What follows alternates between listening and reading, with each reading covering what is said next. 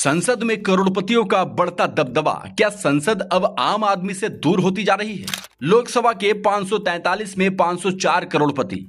भारत की संसद लोकतंत्र का सर्वोच्च प्रतिनिधि मंच है। यहां देश के हर वर्ग, हर क्षेत्र और हर आर्थिक तबके की आवाज पहुंचनी चाहिए। लेकिन 18वीं लोकसभा के निर्वाचित सांसदों की आर्थिक पृष्ठभूमि से जुड़ा आंकड़ा लोकतंत्र की प्रतिनिधित्व को लेकर एक गंभीर सवाल खड़ा करता है। एसोसिएशन फॉर डेमोक्रेटिक रिफॉर्म के विश्लेषण के अनुसार 2024 के लोकसभा चुनाव में निर्वाचित 543 उम्मीदवारों में से 504 यानी कि 93% ने 1 करोड़ रुपए से अधिक की संपत्ति घोषित की है। करोड़पति सांसदों का ग्राफ लगातार ऊपर। जी हां, यहां सिर्फ 18वीं लोकसभा की तस्वीर नहीं है, बल्कि पिछले 1.5 दशक में लगातार बदलते राजनीतिक चरित्र का संकेत भी है। 2009 में 543 में से 315 यानी 58% विजेता उम्मीदवार करोड़पति थे। 2014 में यहां आंकड़ा 82%, तो वहीं 2019 में 88% और 2024 में 93% हो गया। यानी संसद में पहुंचने वाले करोड़पति उम्मीदवारों का अनुपात लगातार बढ़ता गया। सवाल सिर्फ संपत्ति का नहीं, अवसर की समानता का है। संपत्ति होना किसी व्यक्ति को जनप्रतिनिधि बनने से अयोग्य भी नहीं बनाता। असली सवाल यह है कि चुनावी राजनीति में प्रवेश करने और चुनाव जीतने के लिए क्या धन लगातार अधिक निर्णायक होता जा रहा है? एडीआर के अनुसार 2024 में करोड़पति उम्मीदवार के चुनाव जीतने की संभावना 19.6% थी, जबकि 1 करोड़ रुपए से कम संपत्ति वाले उम्मीदवार की जीत की संभावना केवल 0.7% रही। यह अंतर लोकतंत्र में चुनाव लड़ने के अवसरों की समानता पर गंभीर बहस की जरूरत बताता है। राजनीति और पूंजी का बढ़ता गठजोड़। 18वीं लोकसभा में सबसे अधिक संपत्ति घोषित करने वाले 3 विजेताओं में टीडीपी के चंद्रशेखर पेम्मासानी की घोषित संपत्ति करीब 5,705 करोड़ रुपए, भाजपा के कोंडा विश्वेश्वर रेड्डी की करीब 4,568 करोड़ रुपए और भाजपा के नवीन जिंदल की करीब 1,241 करोड़ रुपए थी।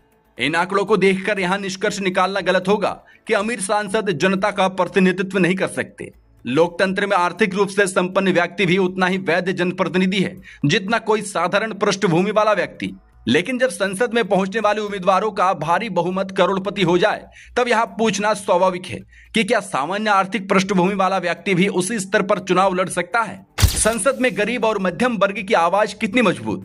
भारत का विशाल आबादी का बड़ा हिस्सा निम्न और मध्यम आय वर्ग से आता है। किसान, मजदूर, छोटे व्यापारी, नौकरी पेशा और सीमित साधनों वाले युवा लोकतंत्र की वास्तविक सामाजिक तस्वीर का हिस्सा है। फिर संसद की सामाजिक आर्थिक संरचना में उनका प्रत्यक्ष जनप्रतिनिधित्व इतना कम क्यों दिखाई देता है? यह समस्या सिर्फ सांसदों की व्यक्तिगत संपत्ति नहीं, बल्कि चुनावी राजनीति की बढ़ती लागत है। टिकट पाने से लेकर प्रचार, संगठन, कार्यकर्ताओं, मीडियाओं और मतदाताओं तक पहुंच बनाने में धन की भूमिका लगातार बढ़ी है। परिणाम यह है कि राजनीति में प्रतिभा, जनाधार और विचार के साथ आर्थिक क्षमता भी एक महत्वपूर्ण प्रतिस्पर्धात्मक लाभ बनती जा रही है। पार्टियों के लिए भी आईना। यह समस्या किसी एक राजनीतिक दल तक सीमित नहीं है।